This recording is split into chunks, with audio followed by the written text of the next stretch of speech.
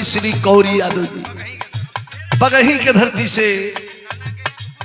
अच्छा यो नाना जी के सुपुत्र बानी, हमारा तरफ से प्रणाम बा, चरण स्पर्श बा। लेकिन स्वामी जी का लाइन कितना बढ़िया बटे।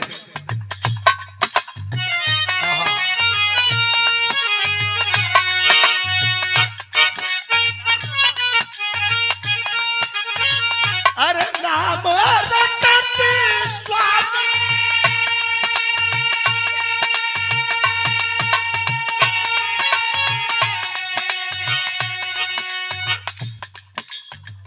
खाली नाम लेला से कोनो जरूरी नहीं कि जंगल में पहाड़ में भक्ति हो। भक्ति गृहस्थ आश्रम में भी हो।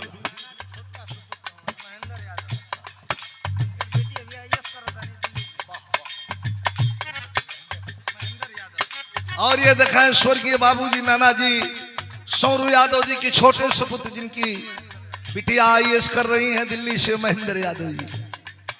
ये 500 रुपए का पुरस्कार आपको प्रणाम करता हूं। बाबूजी की आत्मा को स्वर्ग में उच्च स्थान मिले।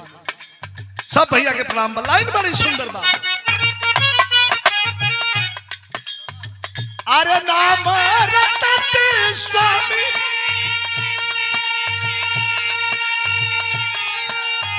अरे सब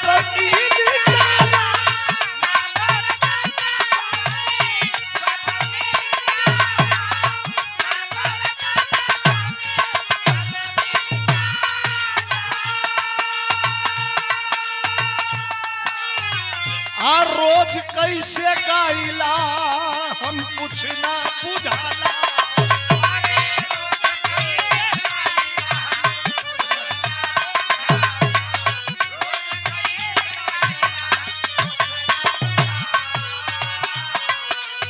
अरे नहीं आके बाती रोज, अरे नहीं आके बाती रोज भारत रहीला।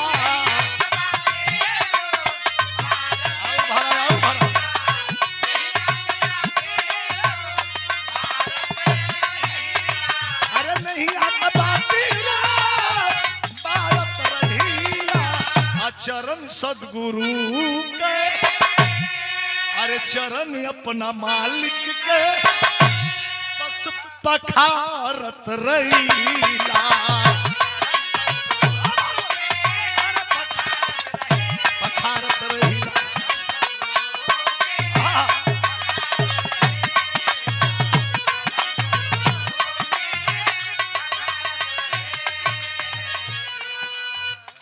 आदरणीय आप भी रिश्ते में मामा जी हैं श्री जब्बू यादव जी, जद्दू यादव जी। ये 500 रुपयों का पुरस्कार बगही की धरती से आपके प्रणाम।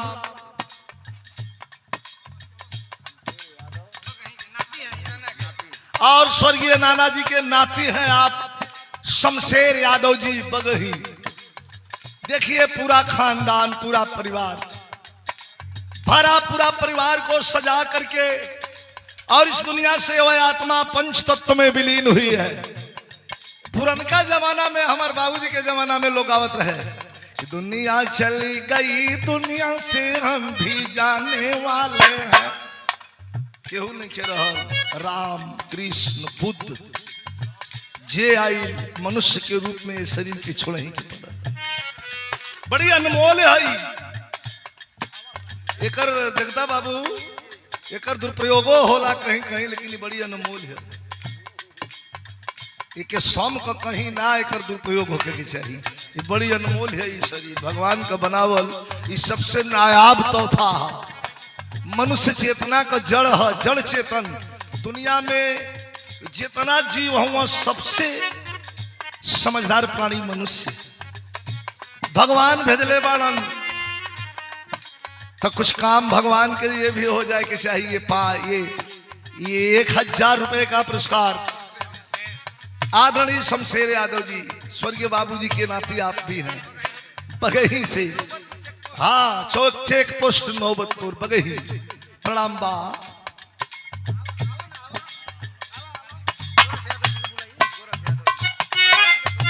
प्रमुख जी के सुपुत्र हैं आदरणीय गोरख यादव जी। भाई जगता बाबू परेशान बानी, 1 मिनट खातिर वो मंच पे आई। तेरी लाइन चेंज हो दिया। महाराज जी के भजन वाली आखिरी लाइन ही कितना सुंदर लाइन बा। संजय उर्फ नीरज यादव महाराज जी के भजन पर और खजुरा पंचायत के भावी मुखिया प्रत्याशी है मुखिया। ये पुरस्कार प्रदान कल गेल बा 500 रुपया। हार्दिक अभिनंदन बा। एक लाइन और स्वामी जी खातिर। स्वामी जी का कृपा का अर्थ का बा तनी गायत्री बाबा कई लाइन आ गई बा।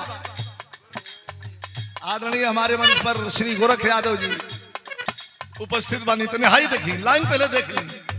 कृपा अरे सत्य से ही सत्ता डोले, सदगुरु के सत्य से। अरे सत्य से ही सत्ता डोले, मर्जी से पत्ता डोले। सदगुरु की मर्जी से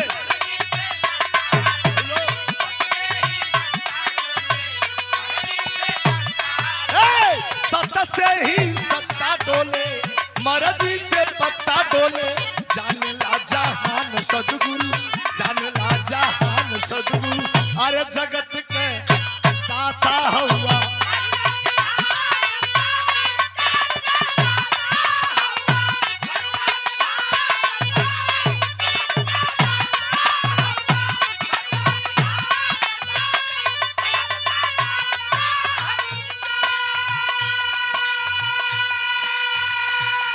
हमारे भैया बाबू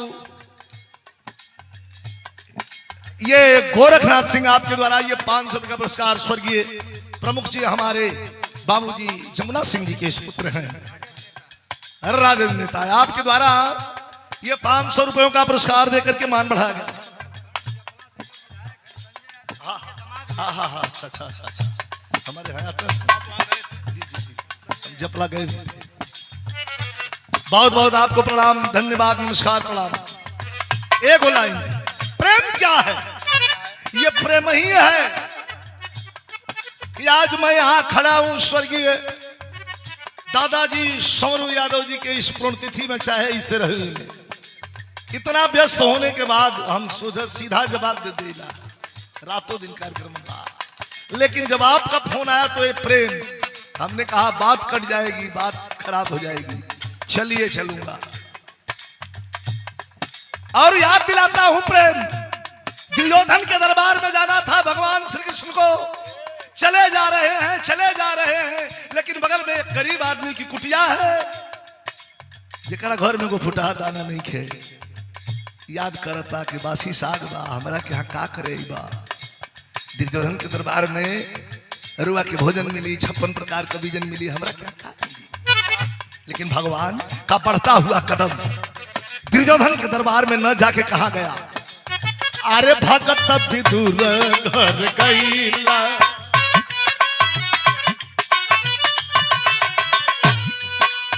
अरे भगत विदुर घर गईला, प्रेम से सकले खैला। सकले खैला। अरे भगत विदुर घर गईला, प्रेम से सकले खैला। थोड़ी के पकवान सदगुरु, थोड़ी के पकवान सदगुरु। जगत के दाता हुआ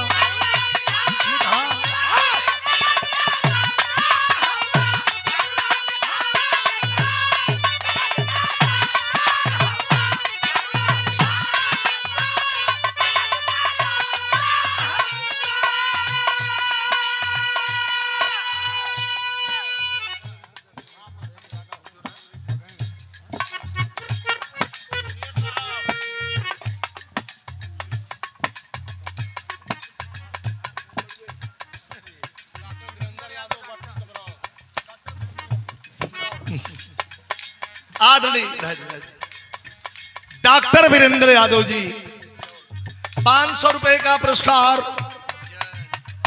और ये हजारों रुपयों का पुरस्कार आदरणीय चाचा जी राम लखन यादव जी बगही की धरती से हजारों रुपयों का पुरस्कार देकर के मान बढ़ाया गया। आपको प्रणाम करता हूं स्वर्गीय बाबूजी, स्वर्गीय नाना जी सौरव यादव जी की आत्मा को स्वर्ग में मालिक उच्च स्थान दे, अपने चरणों में स्थान दे। अंतिम लाइन। अच्छा, ये सबसे बड़े सुपुत्र हैं राम लखन यादव और हमारे श्री गोरखनाथ सिंह यादव जी, हमारे स्वर्गीय प्रमुख जी के सुपुत्र राजद नेता, आपके द्वारा ये 500 रुपए का पुरस्कार देकर के मान बढ़ाया गया है। मैं प्रणाम करता हूं। आखिरी लाइन को घराने का परिचय।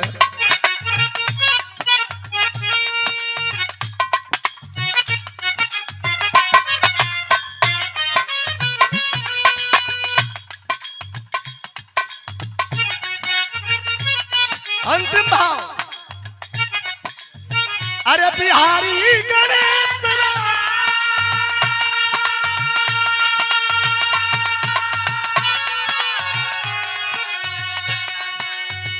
बिहारी गणेश राम लाल सत्यानी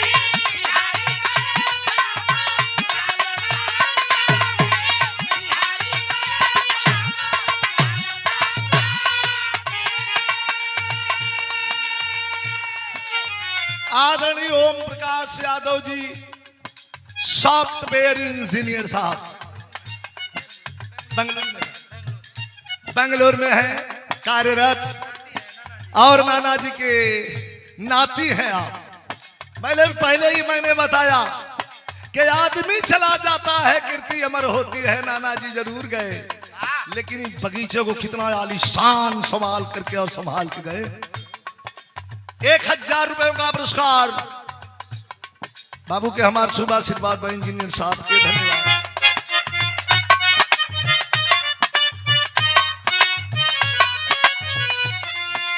अरे रामदेव चंद्रिका के कितना बखानी,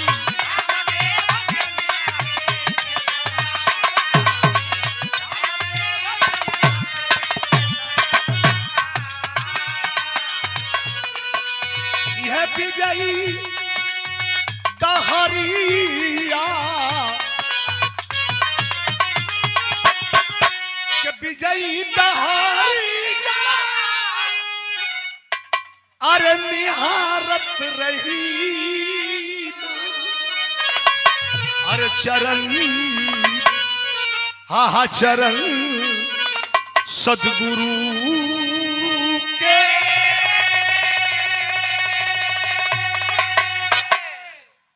अरे पखारत रही।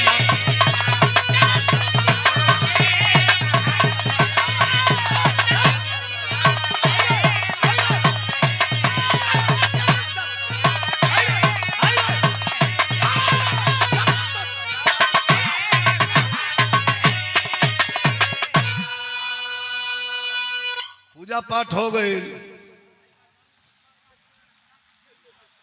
अब झटकावा पहुंचल यहाँ रह के झटका दियात रहला। अच्छा ठीक,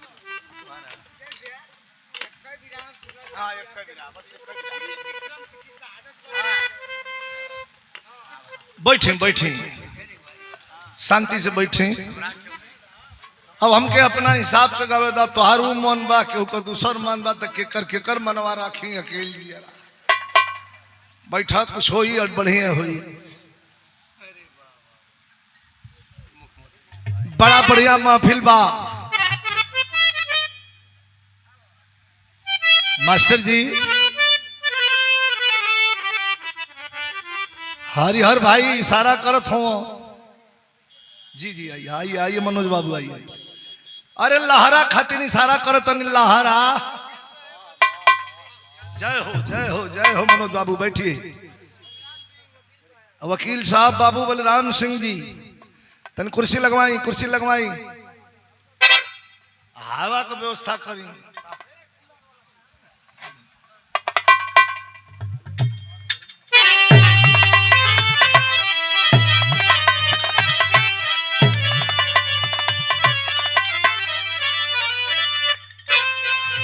वाह वाह वाह। देखी जगत भैया वो बैठ ले ठीक बा, घूमत दुपहर घूमत रही बैठत रही। देखे ना तमाम तमाम गीत बा, हम गीत नहीं कहत कि कोनो खराब बा, कुल ठीक है, लेकिन हमनी के तनी अपना पर्सनालिटी के हिसाब से गावे के होला। एक दिन खड़ा होकर एक जना कहला कि तनी है 500 ले लगा दा कि बलम को बांगुड़ बा बेलनवा हमका हम ना गईला 500 और हमसे झगड़ा हो कल हुई। कहला हम कहली 500 और ले लो, कहला तब 5000 देता नहीं हमका, हमसे 50,000 ले लो। ना गई इतना गई। हम गाइला कैसन जौने में सुंदरता हो, खूबसूरती हो, समाज के भी अच्छा लग जाओ, आई अगल बगल से जो सुनत हो के बढ़िया लग जाओ।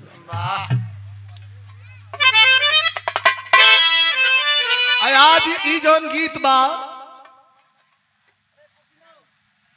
जगदा बाबू, आज जौन ये गीत बा सटीक एकदम जातिया बैठतिया। कैसे कैसे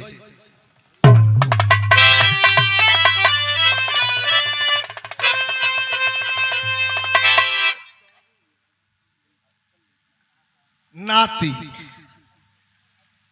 देखें, स्वर्गीय बाबूजी सौरू यादव जी के सुपुत्री के पुत्र है आप। शुभांशु यादव 500 रुपए का पुरस्कार। मास्टर जी तनी लहर बनाई, लय बनाई, यह बिहार है। हमारे देखिए गार्जियन बैठल बनी, बहुत बुजुर्ग और पुराने नेता हमारे राजनीतिक गुरु भी हैं, आदरणीय वकील सिंह बाबूजी। तनी से ऐसा कुछ बजाएं कि अच्छा भी लग जाओ। अल्लाहरा हो खो, अल्लाहरा के संगे ओला या पाथर मत हो खो, लहरे हो खो।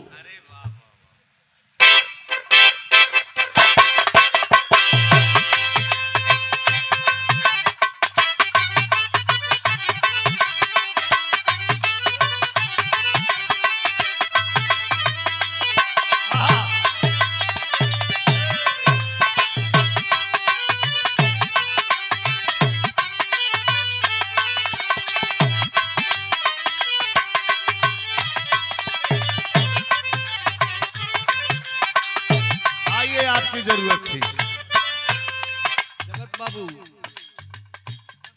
देख ले हम बानी,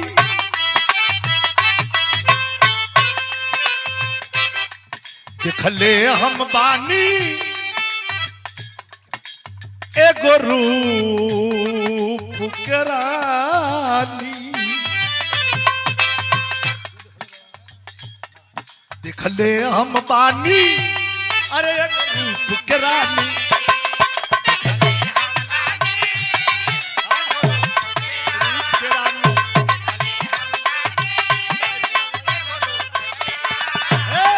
भगवान सही है, भगवान सही है, बस मांगत बानी, हम मांगत बानी।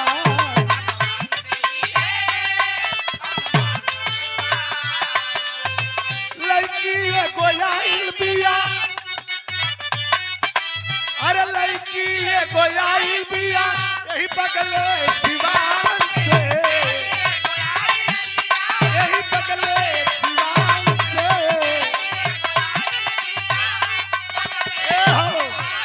अरे लड़की गोयाई बिया यही बगले सिवान से। देखले पानी, देखले पानी, टुकड़ा ये को चांद के।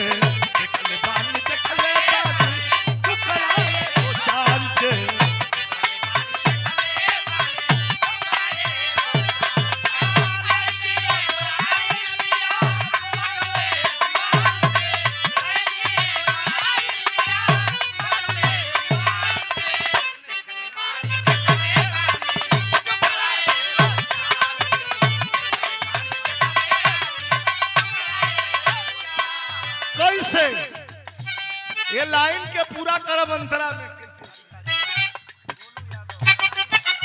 नाना जी के सबसे छोटे नाती हैं गोलू यादव जी, आशीर्वाद मिले। क्या बात है, क्या बात है। मिस्सी कर खूब मन से पढ़िएगा। हमारी शुभकामना, हार्दिक शुभकामना। 500 रुपया पुरस्कार प्रदान के लिए बन भैया के प्रणाम बन। लेकिन काहे देखले बन का खूबी बा हरिहर बाबू, का खूबी बा। अरे कारी कारी आँखी में कजरवा, आँखी में कजरवा।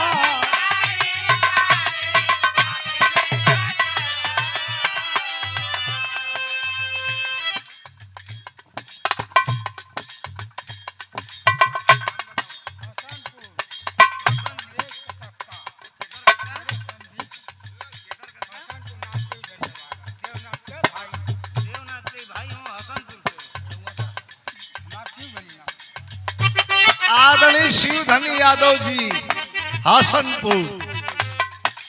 501 रुपया। लाइन देखी कौनो कौनो बढ़िया लिखा जाए।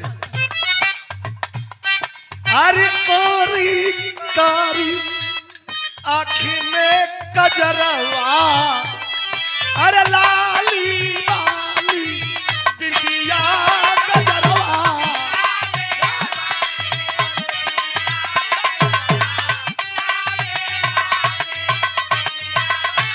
ऐसे कहा पूछा, ऐसे कहा नजर के साथ मारेली, करे जा जान मारेली।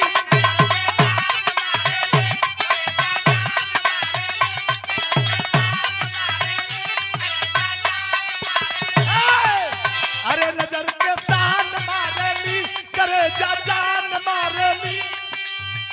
भइली दीवाना उनका,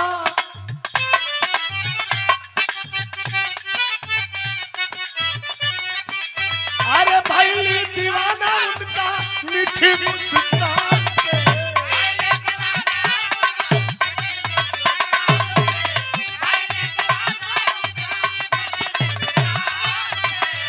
ऐसे ना हुई। कुछ तू कह कुछ हम कही, ये सवाल जवाब हो। अरे कुछ तू कहा कुछ हम कही, कुछ बोला बतियावा ना।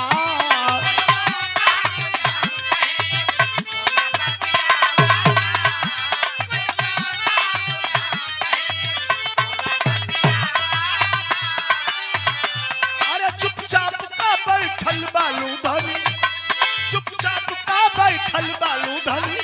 हमरा लगे आवाना, हमरा लगे आवाना।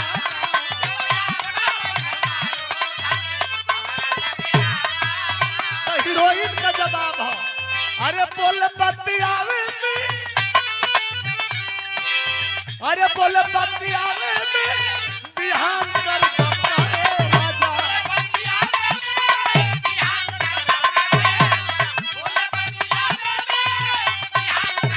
ए हो, अरे बोल बतियावे में, अरे बिहान कर दबका ए राजा।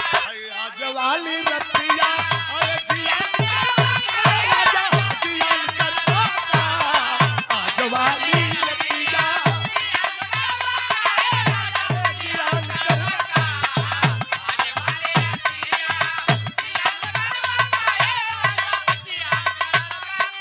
और स्वर्गीय बाबूजी नाना जी के भगिना बानी साधु यादव जी, लरमा की धरती से 500 रुपया पुरस्कार प्रदान के लिए बनी। देखी देखिए, मैं तनको फुहर कम नहीं खे गीत में। हरिहर हरिहर बाबू तनको फुहर कम नहीं खे, सुंदरता बा। तो हीरोइन फिर कहतिया, का कहतिया, कके जोरा जोरी जानू,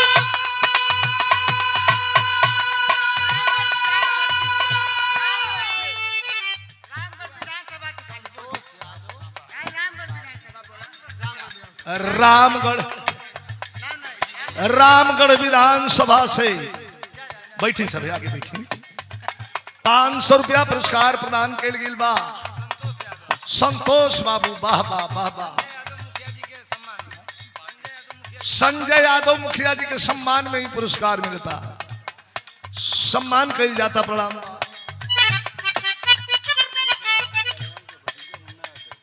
आदरणीय श्री मुन्ना यादव जी सुखराम पहलवान का भतीजा। अरे वाह, हमारा जगत भैया के मौसा जी बानी, ये 500 रुपए का पुरस्कार संजय यादव भैया के सम्मान में। वाह वाह वाह वाह वाह। भावी मुखिया संजय यादव जी। लाइन बड़ी सुंदर बात ने है, हौवा खातिर बात। हीरोइन का कहतिया के जोर जोरी जादू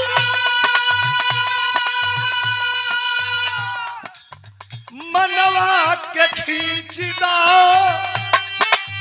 पिरतिया के पानी से सींच दो, पिरतिया के पानी।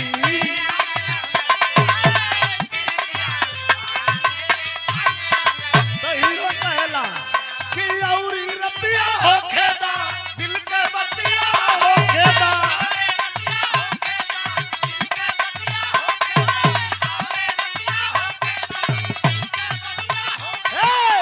औरी रतिया होखेदा दिल के बतिया होखेदा, नयन के तरजुई पसुरतिया बैठ के एकदम सोखेदा।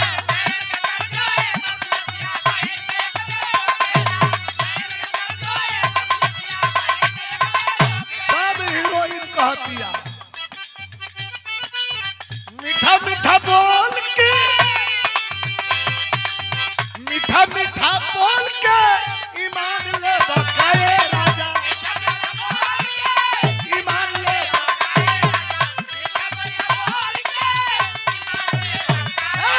अरे मीठा मीठा बोल के अरे ईमान ले बकाए।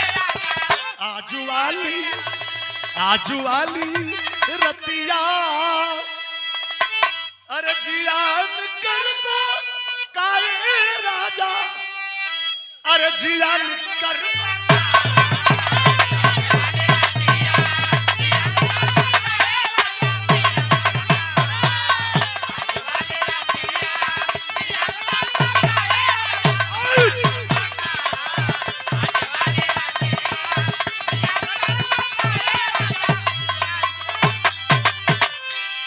₹1000 पुरस्कार आदरणीय श्री जितेंद्र यादव जी, बिजली विभाग में यहाँ के कार्यरत बनी और संजोग से हमारा जगत बाबू के मौसा जी हैं। क्या कहना है? घबरा मौत अब हम बोल दे। हाँ, इकट्ठा सोने का मुर्गी जान के इकट्ठा मत काटा। 1000 धीरे धीरे खा, आज फुल ठीक हो जाएगा। अच्छा अच्छा, ठीक है बात, ठीक है बात। ये ₹1000 पुरस्कार, ठीक बात, ठीक बात। बहुत बहुत प्रणाम। आपकी बात कहाँ कभी इधर उधर हुई है। चलिए ठीक है, कुछ ना ठीक दिखा। बड़ी बढ़िया गीत, महफिल बड़ी सुंदर बा और तगड़ा भी रहा, गर्मी के हिसाब से तगड़ा भी रहा, गर्मी के हिसाब से नहीं पैसा का नहीं, गर्मी तो ना जो व्यवस्था यहाँ बा बहुत तगड़ा होगा के चाहिए। रजनीगंधा जी का बहन भाई बैठल बा, दिक्कत हमके ई बा कि वो आवत नहीं। अरे वाह, रजनीगंधा जी के भाई का हो के खास भाई नहीं। अरे ये जो फैसला हो जाए भाई काला। रजनी जी क्या बोलते हैं उनको? ये आपके घर के बगल के हैं, घर के आपके बगल के हैं। आई आई आई, बड़ा बढ़िया महफिल बा। आई घराना पहलवानी, ये मुन्ना पहलवान जी घराना पहलवानी बा। आदरणीय देखिए हमारे बाबू ब्रजेश यादव, सबसे छोट नाती बानी यहाँ के पूज्य स्वर्गीय सौरू यादव जी नाना जी के सबसे छोट नाती बानी। हमारा पहलवान भैया मुन्ना भैया का सुपुत्र बानी यहाँ की तरफ से पुरस्कार आइल बा 1000 रुपया। बहुत बहुत प्रणाम बा, सब भैया की प्रणाम बा। और हमारे बीच में माननीय मुखिया जी अशोक मुखिया जी के उपस्थिति भइल बा। एक बार तनी ताली बजा के सम्मान कर दी सबे। बहुत बहुत स्वागत है मुखिया जी।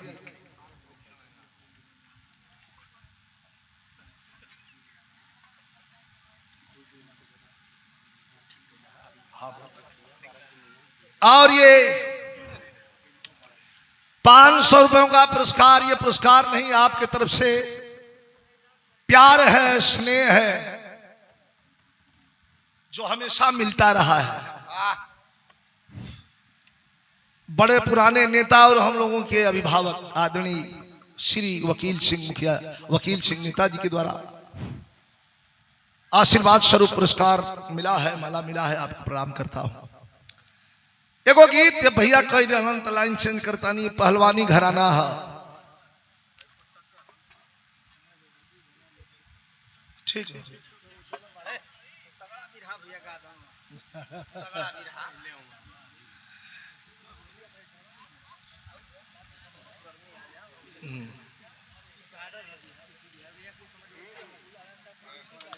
अच्छा ठीक बा, हो जाएगी।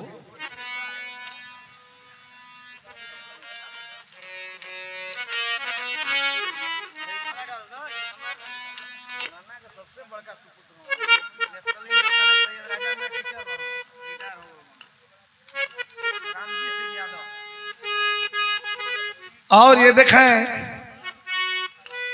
स्वर्गीय नाना जी के सबसे बड़े सुपुत्र आदरणीय राम जी सिंह यादव, आपके द्वारा ये 500 रुपयों का पुरस्कार दिया गया है। बहुत बहुत प्रणाम सब भैया, इनके नमस्कार प्रणाम।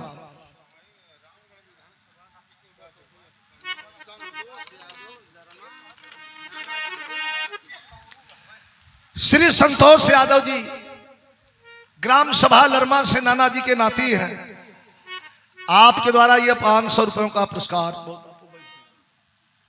हाँ।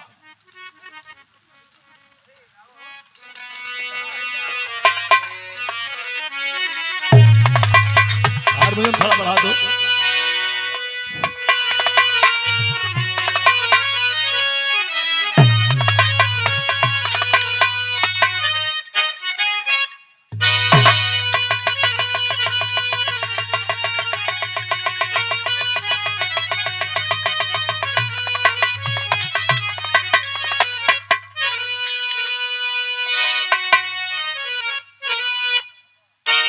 देखी पहलवानी घराना बा,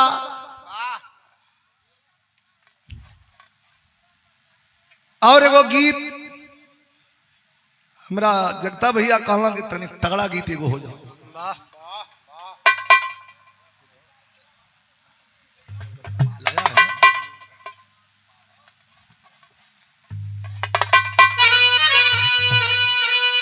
एगो बिरहा हम सुना रहल बानी। देश बिल्कुल गुलाम तो रहे, लेकिन अब आजादी के कगार पर पहुंच गई रहे।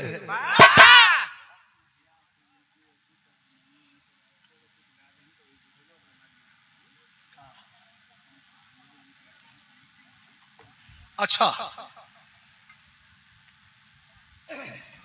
2 लाइन हाउ लगा ला सर, संगीत में पगिया लगा गया।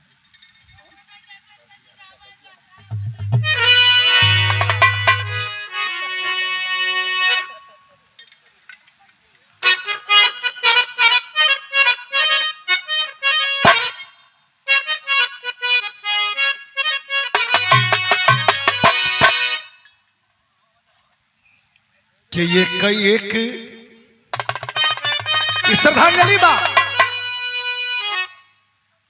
कि ये कई एक फूलवा खिलायो, एक फूलवा खिलायो, अब बगिया लगाई गईले दादाजी।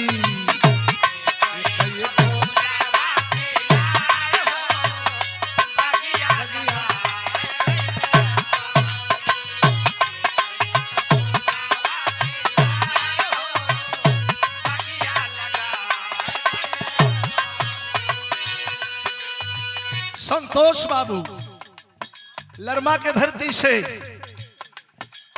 ये श्रद्धांजलि के भाव पर 500 रुपया पुरस्कार दिले बानी।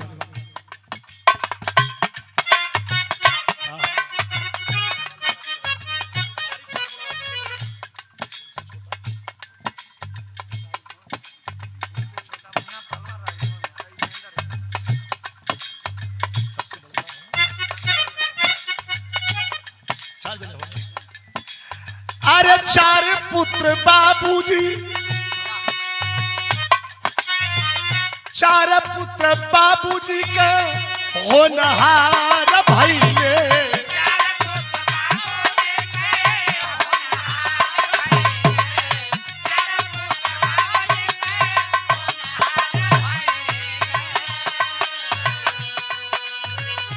हथवा से अपने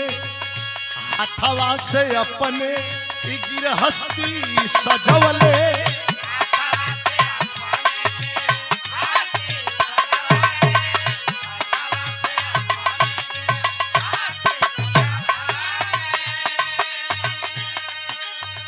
देखे आशीर्वाद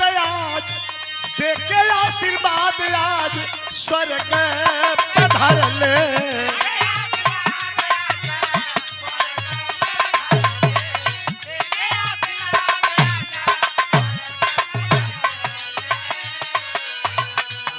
से नयन जलधारो, से नयन जलधार, अरे बगिया लगाई गइल बाबूजी। बाबा बगिया लगा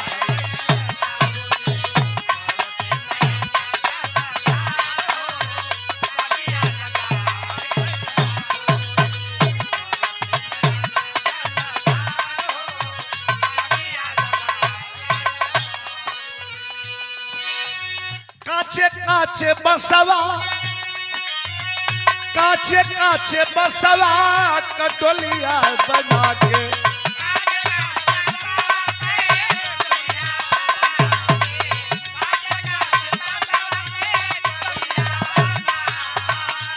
कन्हैया पर 4 गो कहरिया उठा के।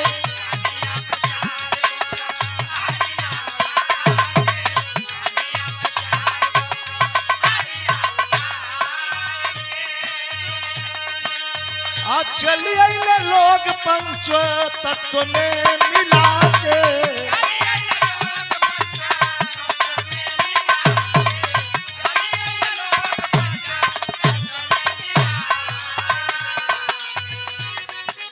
आज जोहत बाटे अखिया हमारो, खोजताटे अखिया हमार, बगिया लगाई गइले बाबू।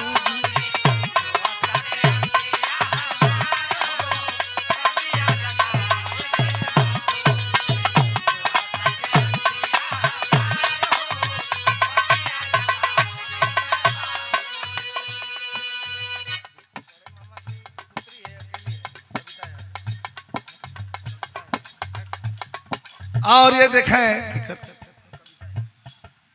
ये हमारी बहन कविता यादव के द्वारा माला दिया गया, प्यार दिया गया, स्नेह दिया गया। बहुत बहुत बहन को नमस्कार, प्रणाम, शुभ आशीर्वाद हमारी तरफ से।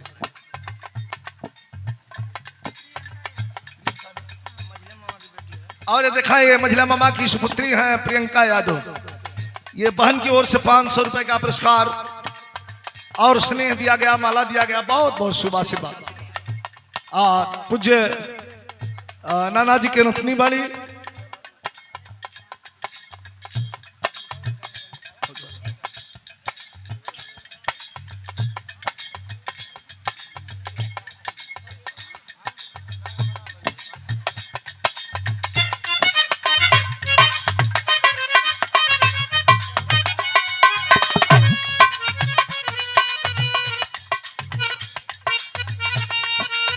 जो हला नयन निहारो,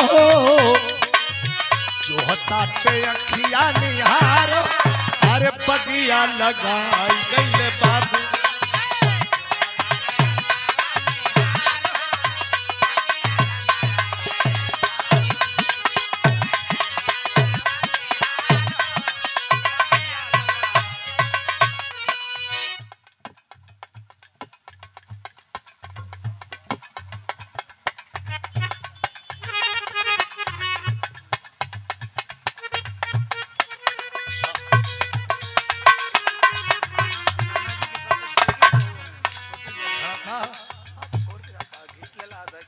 और ये पूजनीय स्वर्गीय नाना जी की छोटी बहू, आपके द्वारा ये प्यार सम्मान दिया गया, ठीक है, सरिता देवी, आपके द्वारा पुरस्कार दिया गया, प्यार दिया गया, बहुत बहुत शुभ आशीर्वाद, नमस्कार, प्रणाम।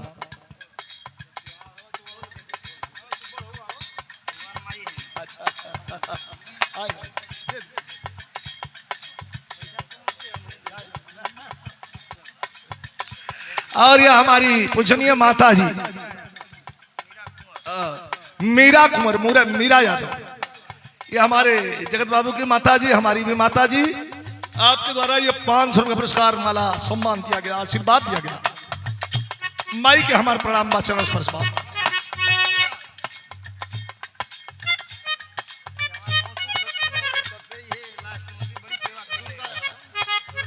देखा ये श्रीमती दुर्गा यादव मौसी जी, सबसे छोटी मौसी, आपके द्वारा ये 500 रुपया पुरस्कार माला दिहल गई, आपके प्रणाम, सब भैया के प्रणाम।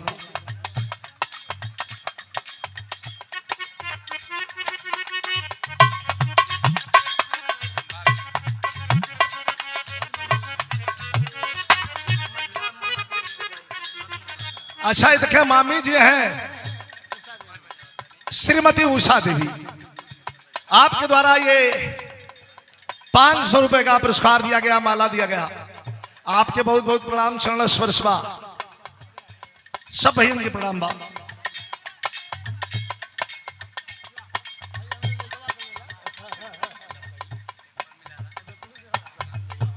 और दिखाएं सौरभ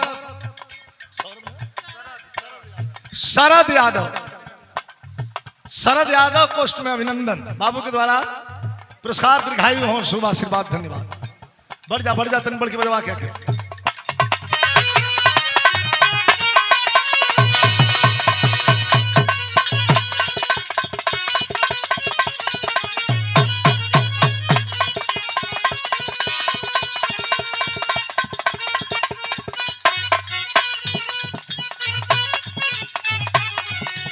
बाबा बाबा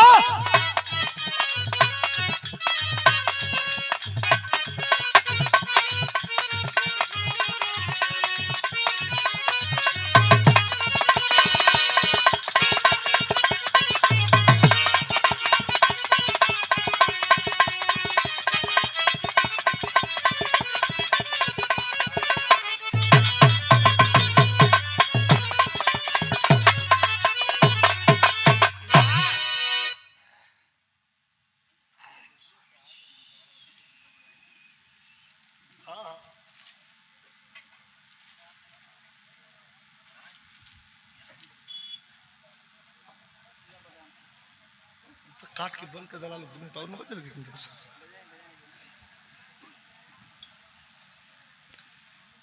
तो एक बिरहा भरा हमारे जगत भैया का विचार बा कि को तगड़ा बिरहा हो जा, देखो पहलवान का बिरहा आप लोगों के, हाँ जी बुला आदरणीय वकील यादव जी हमारे गार्जियन, और गजानंद मुखिया जी, आदरणीय श्री मनोज यादव जी हमारे छोटे भाई, और बलराम यादव जी, आदरणीय हमारे अशोक मुखिया जी, इतना लोग तनी से मंच पे आ जाए, एक बाद तब हम बिरहा शुरू करेंगे। डीके आओ भाई आओ, आज पता चला कि मामला हिताई के बाद भावी मुखिया आदरणीय हमारे संजय भैया आप आ जाइए। मला उठा ला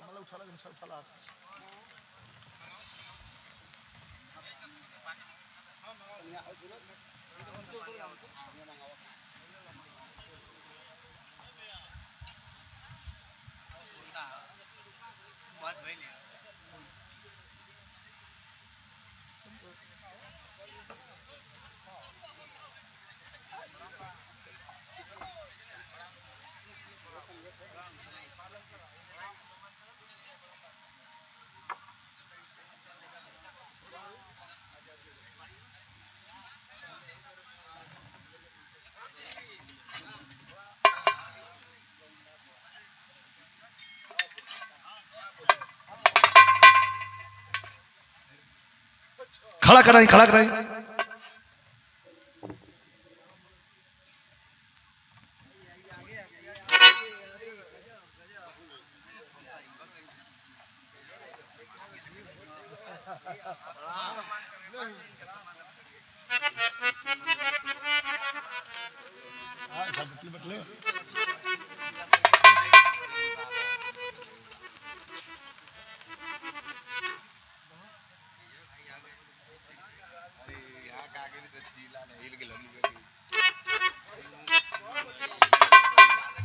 गौरव है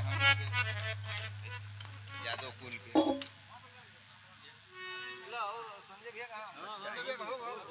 कहाँ रखा मलवा? मलवा कहाँ रखा? नहीं डाला में फोटो खिंचाई। अभी जगह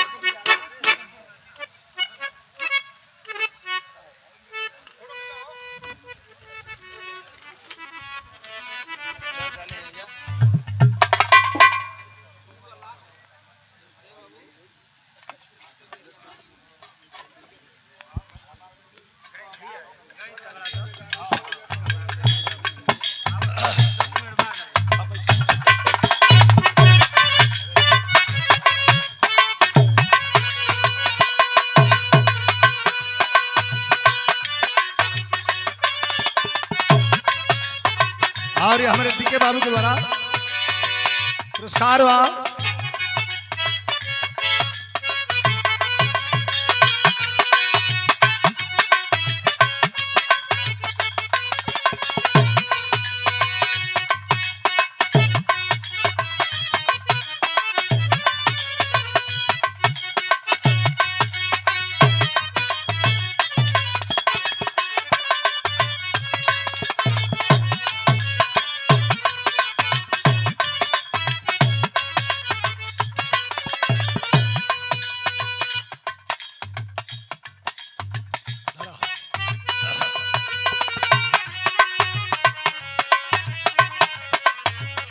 और हमारे छोटे भाई मनोज सिंह के द्वारा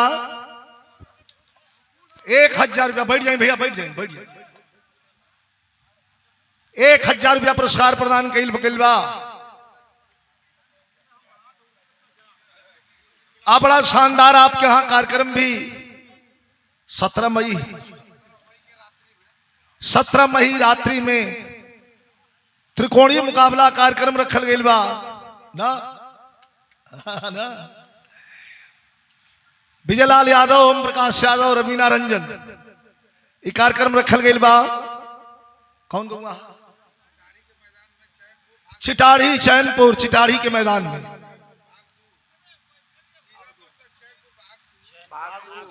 चैनपुर भागदू ये कार्यक्रम बा, बहुत शानदार कार्यक्रम बा। तो आई सबे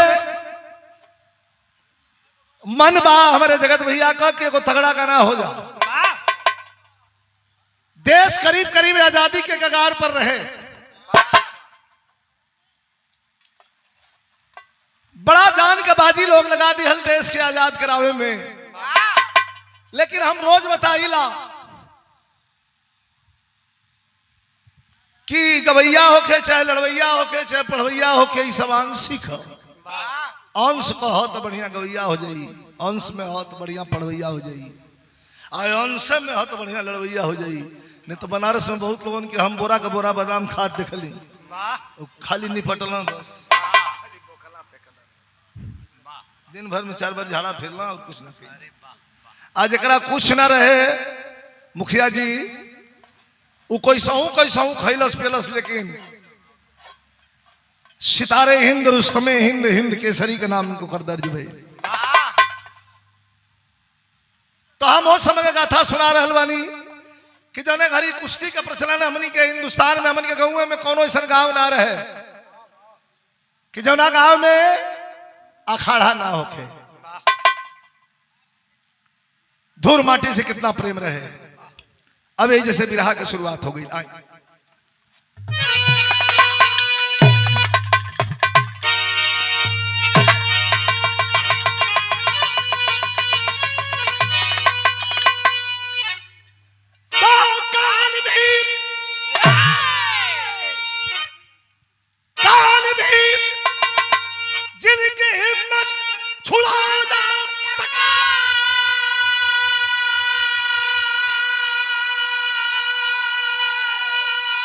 सिंधु भी जिसका सर को डुबा ना सका, आज से मर दो कि होती अमर वीरता। सिंह भी जिसकी हिम्मत हिला ना सका, और बंदर के अंदर जन्म जो लिया। अरे वीर गोपाल यादव पहलवान था, मीठा कुश्ती में हस्ती जो अंग्रेजों से नाम रोशन किया था हिंदुस्तान का।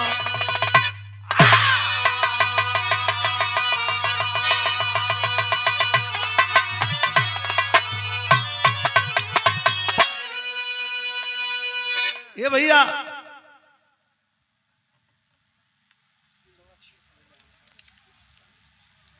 रामगढ़ विधानसभा को कल संतोष ना आदरणीय रामगढ़ विधानसभा लरमा की धरती से आदरणीय श्री संतोष यादव भैया के द्वारा 500 पुरस्कार प्रदान कल गई बा।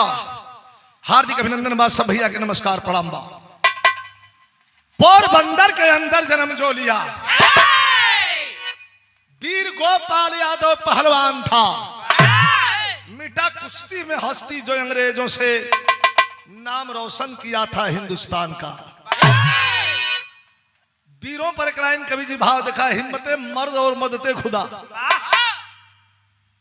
अगर आदमी हिम्मत कर ले मुखिया जी तो कुछ को ले, अब पहले में हिम्मत छोड़ दिया लस तो भगवानों का साथ ना दिल। यही लिए कवि का भाव बड़ा सुंदर बा।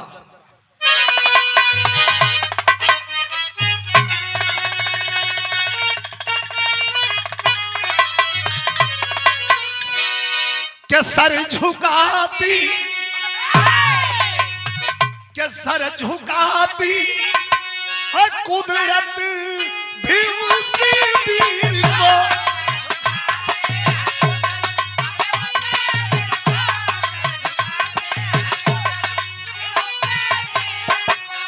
अरे सर झुकाती है कुदरत भी उस वीर को। अरे जो कि अपने वतन का वफादार,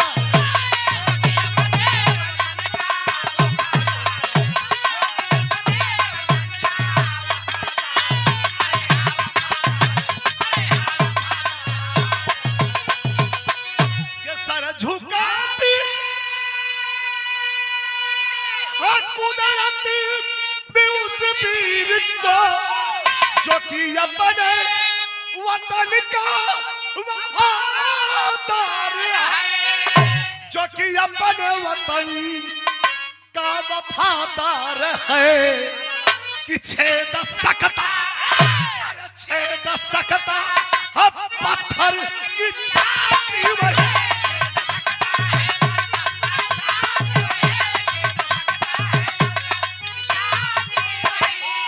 छेद सकता हर पत्थर की छाती वही, जिसके हाथों में हिम्मत का हथियार।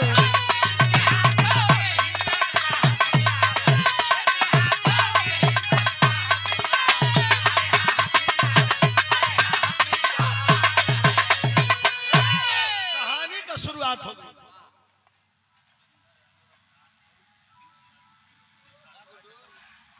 आदरणीय सुरेंद्र यादव जी रघुनाथपुर, सतीश यादव पिंटू विधानसभा रामगढ़ के सम्मान में ये 500 रुपए का पुरस्कार दिए हैं। आपको प्रणाम, सब भैया के प्रणाम। कैसे कि माता पिता रहित तो गोपाल नौजवान हुआ। गरीब आदमी का कहानी बा।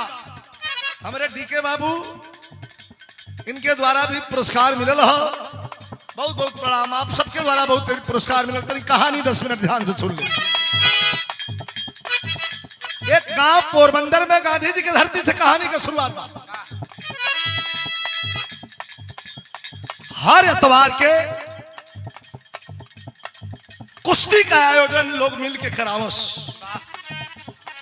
लोग लड़े भैया बोली मत ठीक है बाबू मैंने करा रोज कुश्ती का आयोजन लोग कैले रहे पहलवान लोग आवस लोग लड़स लोग पटके लोग पटकाए लोग इनाम उनाम लेके जाए लोग और यह खबर अंग्रेजों को पहुंचा दी गई कि कुश्ती ना अंग्रेजों के खिलाफ बगावत अंग्रेजों के खिलाफ बगावत की जा रही है। गांधी जी से अंग्रेजों ने शिकायत किया कि कुश्ती दंगल जो हर रविवार होता है इसको बंद करवा दो। गांधी जी कहला काहे के बंद करे बा झूठे में रोड पर उतर यहां से आंदोलन कर यहां से अब आंदोलन में हम के बैठे के पड़ी कहता गांधी जी कहला कि एगो बढ़िया जब्बर खूब पहलवान तोहरा देश में बाड़ा से तो बोला लो आप बोला कि ये कुल्हनी के पटकवा दो खुदे बंद कर दिया सब कुश्ती कुश्ती। गांधी जी चाबी लगा दिया अब कहानी चलल बे मात पिता रहित गोपाल नौजवान हुआ अरे आज मारी अखाड़े पर पहलवान हुआ 16 बरस की गौरी बहन बिचारी थी वही गोपाल का सहारा बनी प्यारी थी साधना कर गोपाल पर विपल बनाया है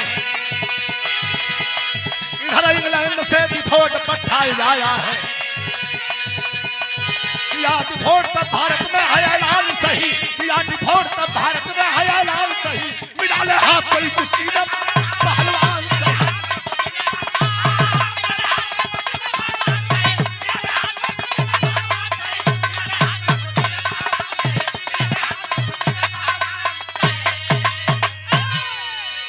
शाम को 4 बजे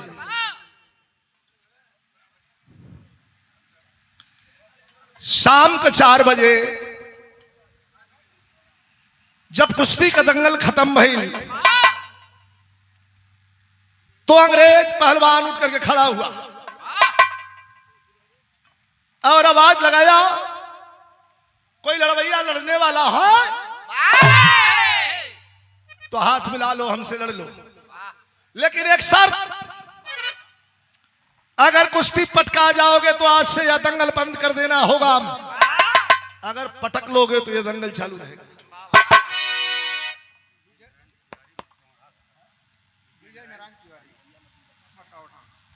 आदरणीय अच्छा हमारे पहलवान जी मुन्ना पहलवान जी के मित्र हैं आदरणीय श्री विजय नारायण तिवारी जी मसौड़ा की धरती से 1000 रुपया पुरस्कार देके मान बढ़ोले बानी बहुत बहुत आपको प्रणाम सब भैया के नमस्कार प्रणाम। 1 कुंटल 30 किलो का पहलवान खड़ा होकर ऐलान कर दिया कि अरे पहलवानों हिंदुस्तानियों अगर पटक लो तब तो यह दंगल चलता रहेगा अगर कंचित तुम लोग पटका गए तो यह दंगल आज ही से बंद करना पड़ेगा। केहू लड़े का तैयार नहीं थे धीरे धीरे भैया धीरे धीरे धीरे आस्ते से केहू लड़े के तैयार नहीं थे लेकिन 85-90 किलो के वेट में वजन में गोपाल पहलवान गांधी जी इशारा कैला बेटा लड़ोगे कहे तो का दिक्कत बा कहला तो 1 कुंटल 30 किलो हो का हीरा कहला कह रही कुंटल यह बोरा कलट धो के तुरंत हमार बाबा बताओ कि लड़वैया केतनो कैसनो होके केतनो जान होके लेकिन दाव पर लाद ले तो साढ़ भैंसा पटक ले अगर दाव पर छोड़ गल तो गोपाल पहलवान उठ के खड़ा भइल का कहलस के सुन चुनौती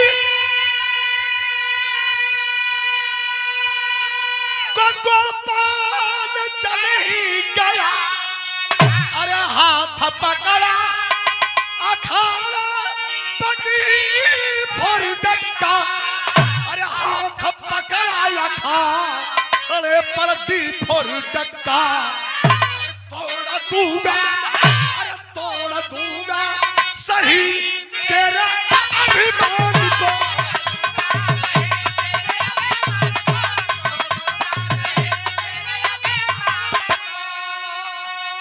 देख ले पट्टा भारत का तैयार है तोड़ दूंगा सही तेरे अभिमान को।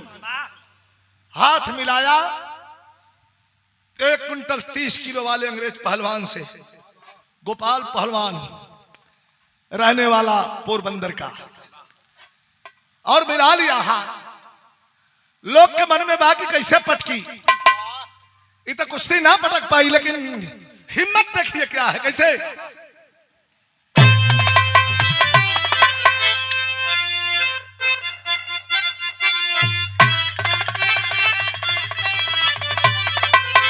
अरे खूनों से जिस दम, अरे खूनों से जिस दम जलती दीवानी, अरे पानी पर होती लोहू की होली, कैसे झुकेगा झंडा हमारा, चाहे चलेगी सीने में गोली।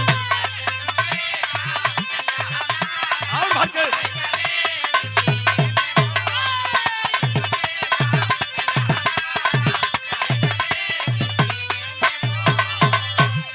अंग्रेजवन के डर रहे कि तगड़ा न हो। कप्तान चलता है, कहां गया अंग्रेजों का कप्तान, कि गया अंग्रेज वहां,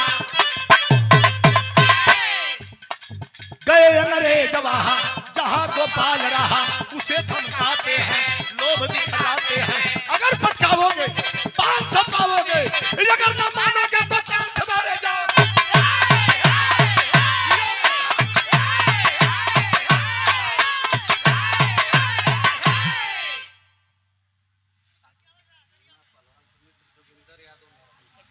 आदरणीय श्री जोगिंदर यादव जी नरहन की धरती से हमारे मुन्ना पहलवान के मित्र हुए 500 रुपया पुरस्कार प्रदान कैलन।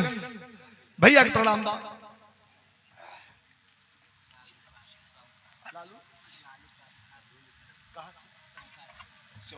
शौका से हमारे लालू पासवान भैया के द्वारा एक पुरस्कार मिले हो, बहुत बहुत प्रणाम।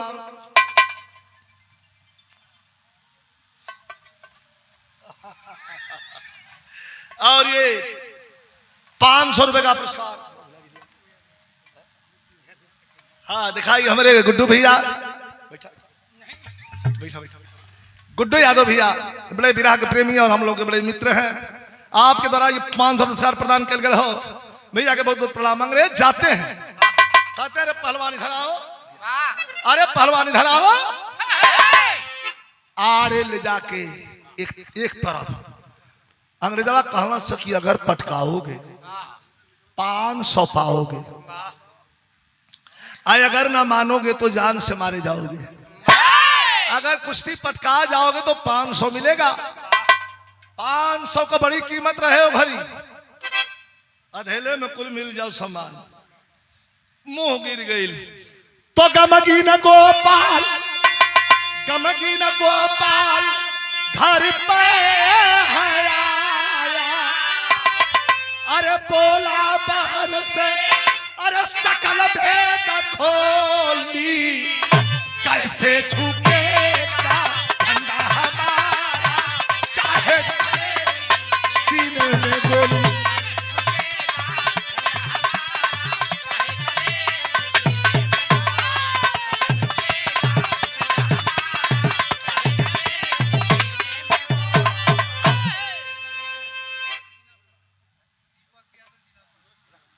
और यह जिला परिषद आदरणीय श्री दीपक यादव जी भैया के द्वारा ये 500 रुपए का पुरस्कार प्रदान किया गया है। भैया के बहुत बहुत प्रणाम, सब पंच के प्रणाम बा। उदास होकर के पहलवान घर पर आया, जरा बड़ी बिरात सुन लो, तनी ध्यान आया के अपना बहन के सामने बैठल मुंह गिरा के, माई बाबू रहल नहीं, दुइये गो भाई बहन मुंह गिरा के बैठल, बहन पानी लेके 15-16 साल का गौरी भैया खातिर आयल। भैया काहे इतना मुंह गिरौले बड़ा, क्या बात है, कुश्ती पटका गेला का कहना ही 2 जोड़ पटकली हाँ, तब काहे इतना उदास बड़ा। कई ये सोचा था नहीं कि 500 मिलवे करीब पटका जाती या पटका जाती और वही पैसा से तुम्हार ब्याह कर देती। देखिए देशभक्ति कैसा है, 2 कदम पीछे हट गई, आंखों में आंसू लेकर जो गोपाल पहलवान की बहन गौरी करे भैया। कश्मीर से कन्याकुमारी तक पूरे हिंदुस्तान को आजाद कराने के लिए 18 साल 20 साल 22 साल के बच्चे तिरंगा झंडा लेकर के कूद पड़े हैं। आ तू पटकाए कहतड़ा, ये पूर्वी का भाव बा, ये बिहारे से शुरू भइल, ओकरे बाद दुनिया में गवाए लगा।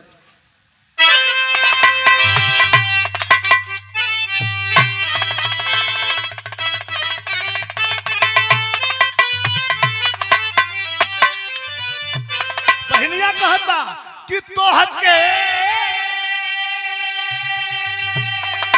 अरे तोह के आ राखी के कसम पार पार ये भैया कि पिठिया, अरे पिठिया दंगल में देखई है जब हमारे भैया।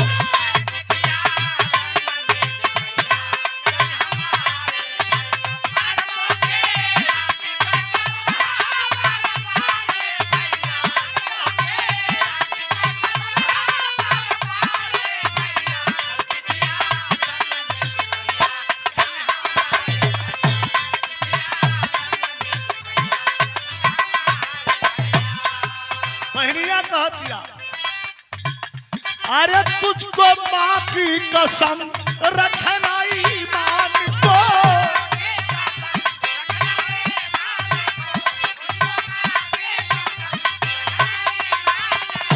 अरे गर्व तुझ पर सदा है हिंदुस्तान।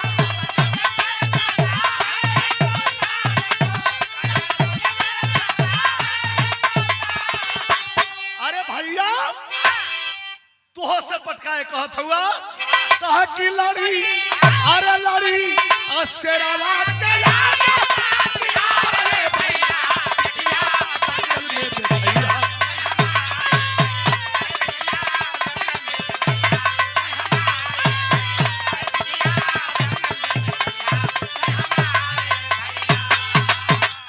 लड़ी शेरावा के आगे का सियार है भैया। बहनिया लल कर ले बे कि तू शेर हुआ है, सियार का तो से लड़ी, तब पगड़ी बांध के खड़ा हो।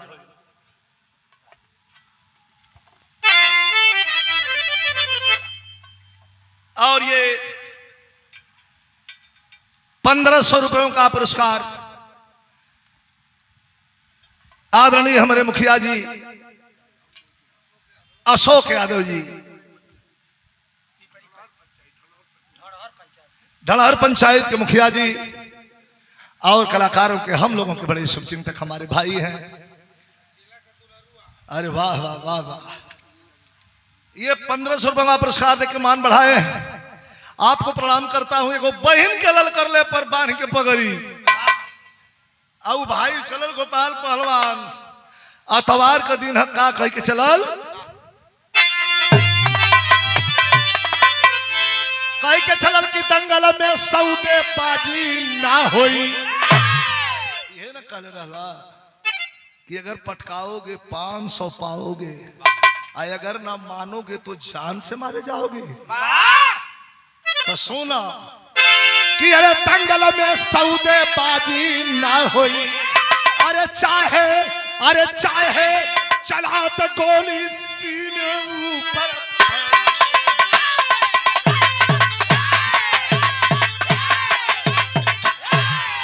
चाहे चला दे गोली सीने ऊपर पाजी, दंगल में सौदेबाजी ना हुई। आके खड़ा भइल, भीड़ कहतिया कि हम ही मानी। और देखी कार्यक्रम को मुख्य अतिथि के बाद गांधी जी बैठल बानी, दोनों पहलवान अपन अपन लंगोटा दंगिया बांधे लगला। तनी हाई कुश्ती का आनंद ले ले। गाया दंगल में गोपाल ठोकाया खाड़े पर,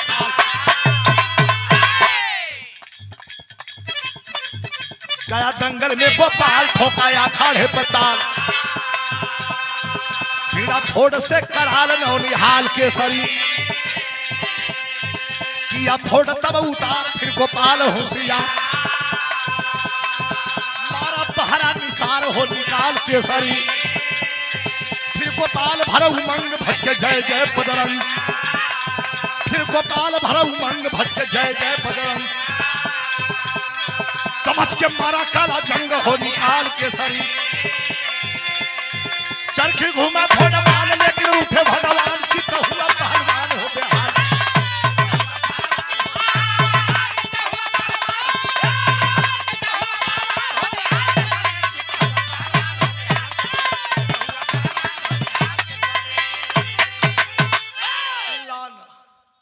एक तरफ 1 कुंटल 30 किलो का वजन, एक तरफ खाली 85 किलो।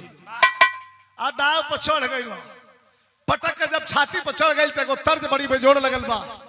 वो जमाने का ही तर्ज बा जौने जमाने में बिरहा में लेडीज ना रहली। इंटरमीडिएट का परीक्षा हम देते रहले, राम दे गुरु बुल्लू गुरु का बिरहा होता रहे, दोनों जना अपने में गावत रहल। कैसे गावत तन से पर्दा लगाई।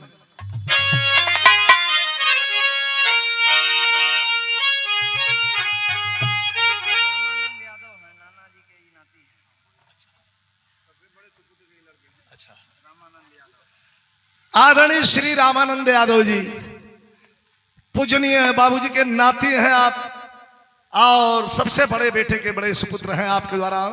ये 500 रुपयों का पुरस्कार अमन भेक प्रणाम बा, सभी इनके प्रणाम बा। देखिए वो घड़ी का गीत।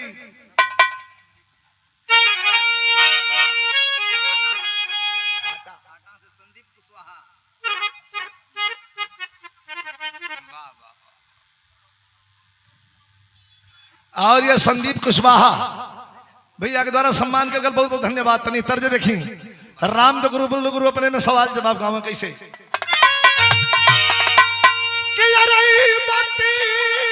कहीं गई, अरे पहले के पुरानिया उड़ैल मौज बबुनी, अरे जबुले बाजवनिया। बुल्लू उस्ताद बदल दे। कहा कि आई बुढ़ाउती त चल बुलेट गुली, वही दिनवा केहू न पूछी, वही दिनवा केहू न पूछी, जब ढल जाई जवनिया।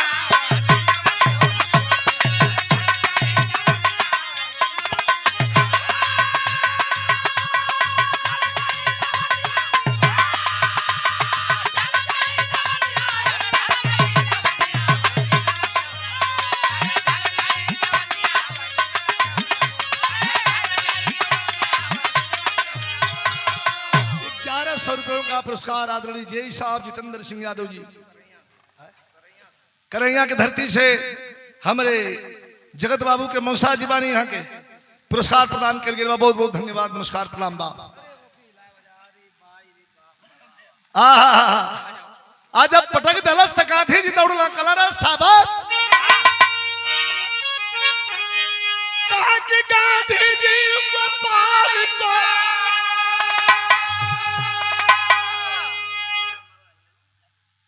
दौड़ के गांधी जी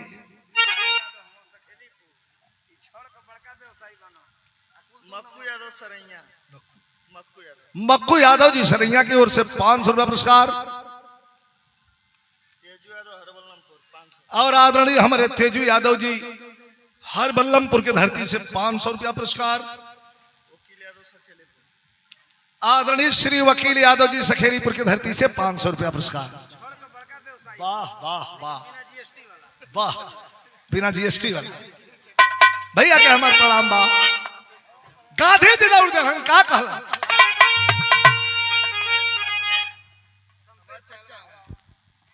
अच्छा ये सखेलीपुर से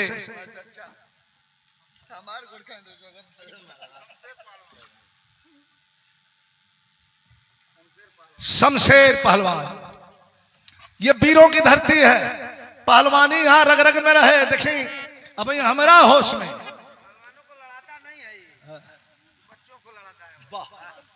हमारा होश में भाई देख ले जगत बाबू, हम हाई स्कूल का परीक्षा देते रहे, कौनो ऐसा काम ना रहे जो ना काम में खड़ा ना होके।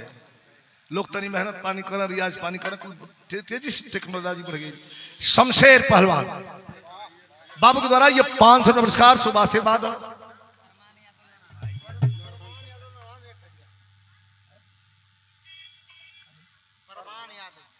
आदरणीय श्री परमान यादव जी नारायण की धरती से और रिश्तेदार भी हैं 1000 रुपया पुरस्कार प्रदान कैलन। वाह वाह वाह वाह व्यापारी भी हमारे पास भी व्यापारी हो भेंट कराई यही से ना इनके बहुत इनकर इतनी इज्जत हो कि अब हम मुंह से ना कह सकीला। बहुत बार संवाद आई दुनिया में कोनो ऐसा बात ना है जो ने बात के तू कह दा बात कट जाओ इहो शुभ आशीर्वाद हमारी तरफ से धन्यवाद। गाते जी दौड़ दल क्या रे भाई देखा ना 135 किलो का पहलवान के आई 85 किलो का लड़का पटक गया। गोपाल पहलवान के दौड़ की छाती से लगाओ तो कैसे गांधी जी गोपाल को अरे गांधी जी गोपाल को लगाया लिया छतिया बचाई लिया ना बबुआ बचाई लिया ना बबुआ यही दे सकाई जतिया।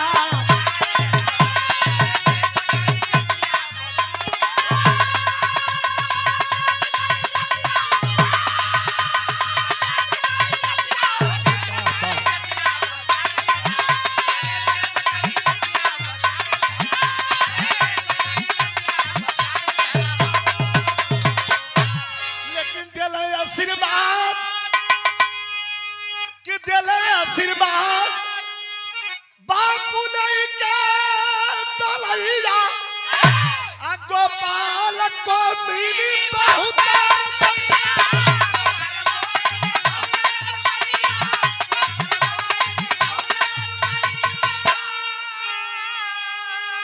अमरेश यादव जी कुल्हाड़ी की धरती से भैया के द्वारा 500 रुपया पुरस्कार। भैया के प्रणाम भाई देखें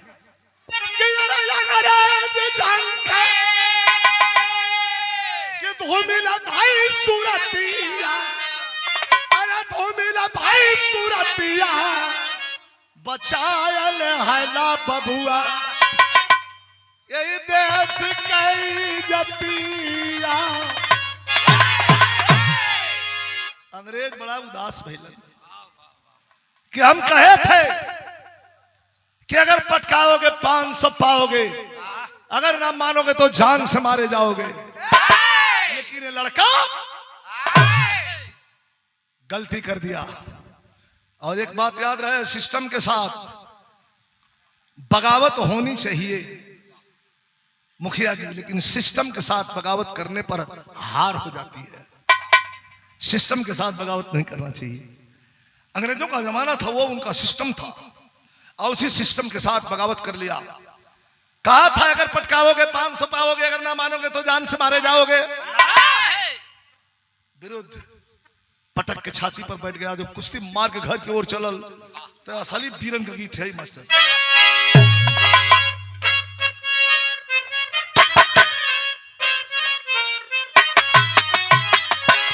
कि कुश्ती मार करके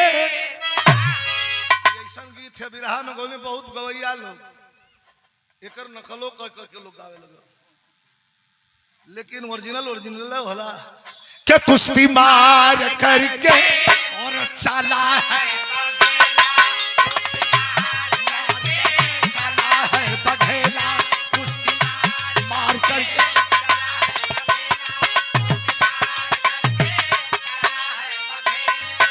अरे किया रण खेला अरे किया रण खेला अरे रण में अकेला हाय हाय हिंद का गदेला कुश्ती मार करके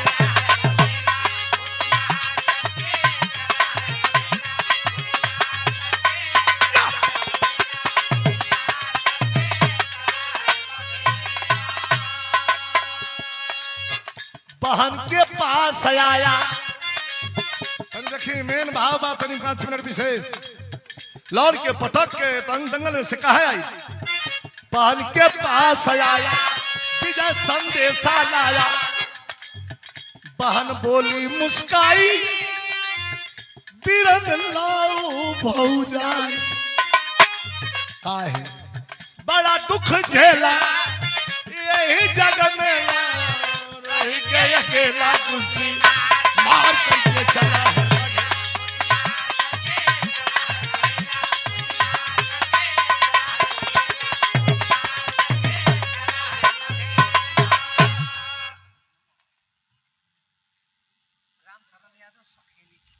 हमारे राम शरण यादव भैया सखेलीपुर से ये पुरस्कार प्रदान के लिए मानिए हार्दिक अभिनंदन। बारे रे रे रे रे रे रे हाई देखा ना, बहन जवान बा 16 वर्ष के बिया, हमारा बिया के बात करतिया। हमारा उस्ताद धून के बड़ा बढ़िया गाँव के रतिया निदियो नयावे भाई कि रतिया अरे निधियो नयावे से जरिया जरी जरी।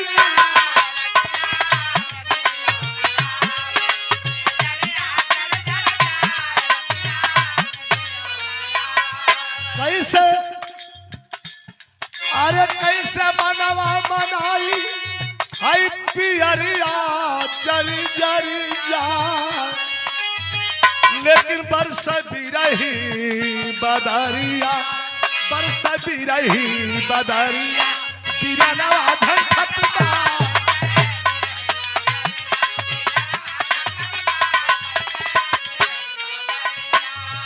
अरे करब बहिनी का शादी पहलवनवा झंखटबा। 40 किलोमीटर की दूरी पर एगो लड़का देख के बियाह तक कर दिया। निश्चिंत बालन गोपाल पहलवान आज बारात आवे वाली बा, गौर करब सभी। शादी के दिन बहन को गहना लेने चला गोपाल। अरे रास्ते में डिफॉल्ट के साथ ही मिलके किया बवाल। दंगल में सौदेबाजी ना हुई, पकड़े पहलवान को बाजी तिकड़म सारा। सोनार के दुकान पर से, सर्राफा के दुकान से नीचे जब उतरे लगना लेके तो 4 गो अंग्रेजी सिपाही एगो कप्तान छाती में भाला लगा दिया। क्यों पहलवान मना किया था ना कि अगर पटकाओगे 500 पाओगे, अगर ना मानोगे तो जान से मारे जाओगे। तुम्हारे समझ में नहीं आया, पकड़ के ले जाके थाना में बंद कर देना।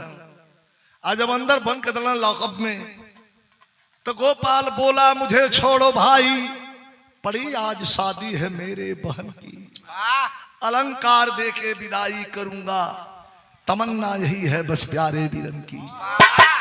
मगर नहीं माने अंग्रेज, अकड़ कर बहादुर को कलकत्ता लाए पकड़कर, नजर बंद करके लगाते हैं कोड़ा, पटक फोड़ करके घुमाने ना छोड़ा। मार मार के बेहाल कर दिए और हाथ से वो खींचा वाली चक्की रहे जो गोल गोल घूमे, लगा दिए चक्की पर कि तेरी पहलवानी हम उतारते हैं। जितना दिन भर में तू अनाज पीस देगा और जितना आटा गिरेगा उसी की रोटी बनेगी और कैदियों को मिलेगी, जहां तक पहुंच जाए तुम्हारी रोटी। कलकत्ता में लगना पीछा है, लगना पीछा। लेकिन जब अंग्रेज कहा कि फिर हम कराएंगे दंगल करारा, अगर घर जाना चाहते हो तो एक छोटी सी शर्त है, मंजूर कर लो। हाँ हाँ बताइए। कहे फिर हम कराएंगे दंगल करारा, तो खा जाना कुश्ती है कहना हमारा, हम दंगल कराएंगे फिर तुम कुश्ती खा जाने के लिए एग्रीमेंट के पेपर पर दस्तखत कर दो, तब चट दे। अब एक तब पहलवान है, दूसरे ले ले दिमाग से काम तो गाड़ी निकल गई रही, लेकिन वही पौड़ी गई। क्या कर दे फिर सिस्टम से बगावत क्या किया। और ये हमारे छोटे भाई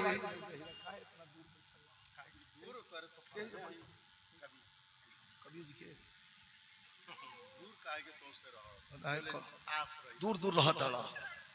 ये 200 रुपए का पुरस्कार प्रदान किया गया हमारे छोटे भाई हैं हीरा यादव जी, बड़े दिल के करीब हैं भैया के, बहुत बहुत धन्यवाद। कवि जी का भी सम्मान कर रहे हैं, आदरणीय कलम के जादूगर कवि जी आदरणीय श्री प्यारेलाल कवि जी का भी सम्मान कर रहे हैं। तो गोपाल पहलवान क्या कहा मास्टर?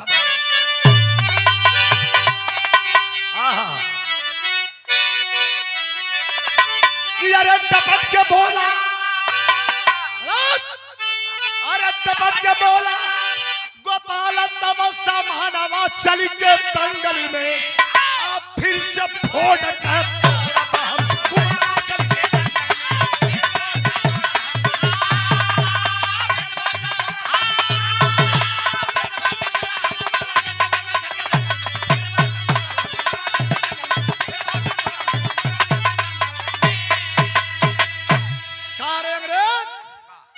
पटकाने की बात कर रहे हो, तब भला ही देश गुलाम हमारा, अरे भला ही देश गुलाम हमारा, लेकिन सच्चा ईमान हो, ईमान अपना बेच न सकता भारत का इंसान हो।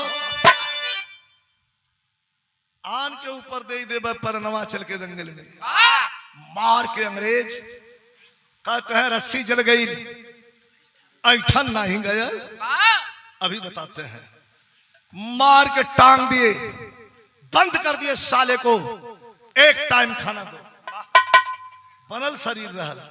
तो कवि जी भाव कर दो कैसे मास्टर?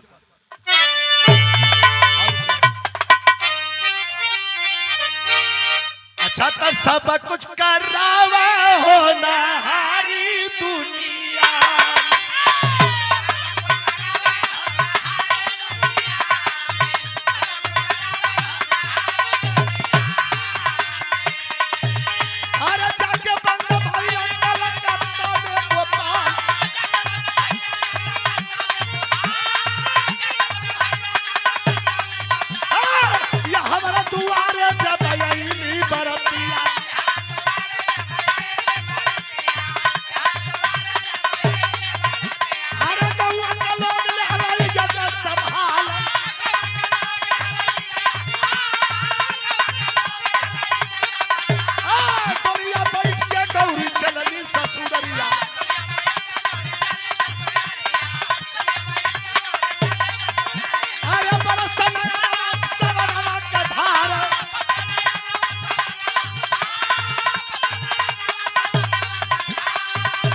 हर बहिनी का याद हो सतावे बिरना के।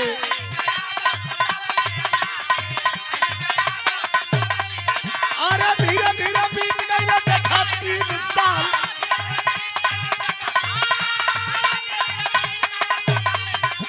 अरे एक दिन बोलल अंग्रेज के समानवा,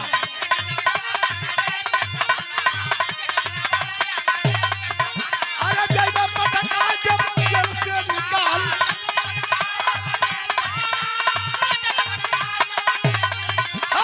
छुट के तो पाल आई बहिनी के घरवा,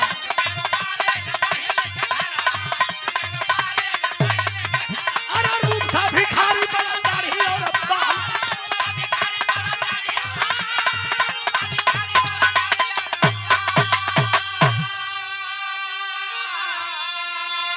और ये रुपए का पुरस्कार माला देकर के सम्मानित किया गया बिरहा के बड़े शानदार कलाकार और हमारे भाई श्री हरिहर सिंह यादव जी, आपके द्वारा भैया के बहुत बहुत प्रणाम। बड़ा सहयोग रहा है आप लोगों का हमारी बिरहा की लाइफ में, बहुत सहयोग रहा है। आपका सहयोग स्वर्गीय आदरणीय बड़े भैया रामनारायण यादव जी का बहुत सहयोग रहा है। ये भैया आदरणीय कमलेश यादव जी मसोड़ा की धरती से 2 लाइन होगी, 2 लाइन होगी, यो पूरा हो जाता। अगर अपने बहन के घरे छूट के आ गए ना लिख के, कमलेश भैया के प्रणाम बा, लिख के आ गई ना कि पटका जाए, निकाल दो जेल से, छूट गया जेल से, आया बहन के घर, 3 साल में रूप था भिखारी, बढ़ल दाढ़ी और बाल।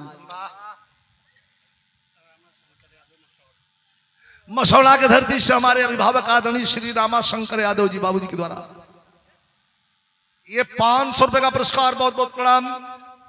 सब भैया लोग के नमस्कार प्रणाम। ए भैया पकड़ के गले लगा करके गौरी अपने भाई गोपाल को रो रही है कि भैया 3 साल तक तो आपका पता नहीं चला, कहां रहला? कल लिख के आयल बनी पेपर पर, पटका जाई यही से छोड़ ले बड़ा सा खटिया खींच ले अलग कल के जब पटका जाए के लिख के आयल बड़ा तो आगे बढ़ा, यह जगह नहीं खे। पूरा देश क्रांति की आग में जल रहा है। भारत मां आजाद होने के लिए सिसक रही है, अब तू पटकाए के लिख के ला, लेकिन भाव कवि जी के बाप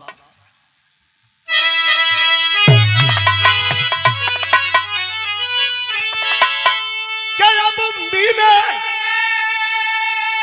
अरे मिले भाई बहन बुझला दिल का अगीजा क्या खिलल, अरे खिलल प्रेम के सुमनवा चंदा बगी।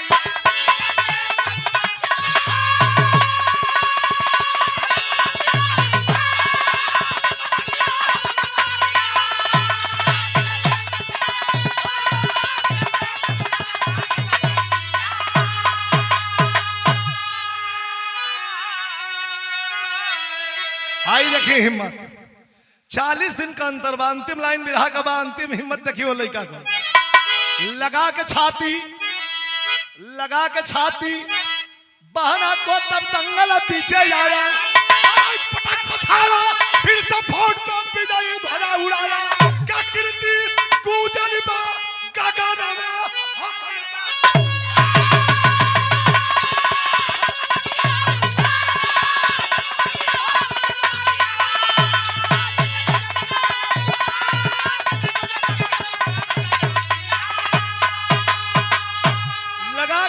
बहना को तब दंगल पीछे आया।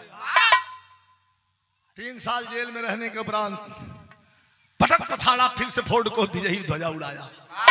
यह हिंदुस्तान का पानी और माटी है। गुरु बिहारी गुरु गणेश गुरु रामलाल की लीला, रामदेव चंद्रिका कवि का जोर, दंगल में सऊदे बाजी ना होई, रामदेव विजय लाल हर देश भक्त फौलादी।